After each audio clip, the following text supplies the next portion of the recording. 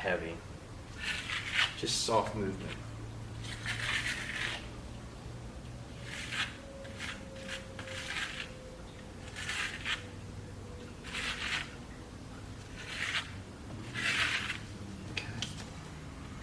Okay.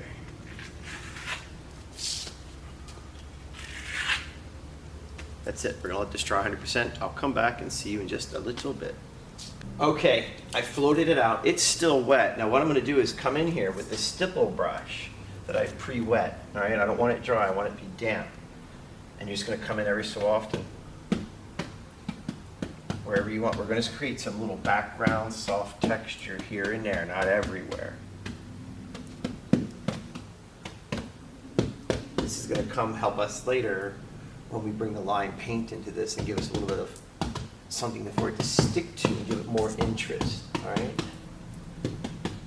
But it's up to you at this point. You get to sit here and decide what you want to, how you want it to look, I should say. Let's see what the stipple brush does. See that trowel mark? It's still there. Not neat, doesn't erase things. It just gives it a little touch, just a little tiny touch of an old soft texture that's deteriorated down over time.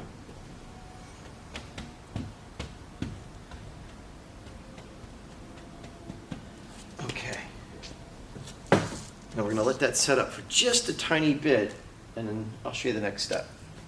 Okay, it's been about 15 minutes. It's starting to firm up just a little bit, but it's still not to the point where I could go in there with a hard trowel and try to knock it down.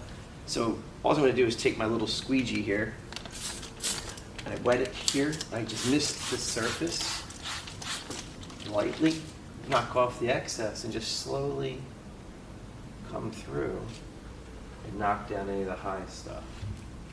Come from different directions. That way if something goes wrong, it's buried into the finish, like that one. Gotta be careful, you'll get stuff off the side of your sample. That's what happened. Just come back.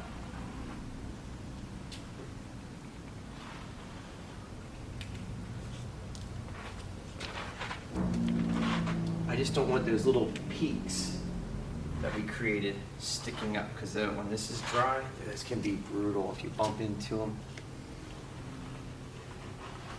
Just creating a soft pitting effect. All right?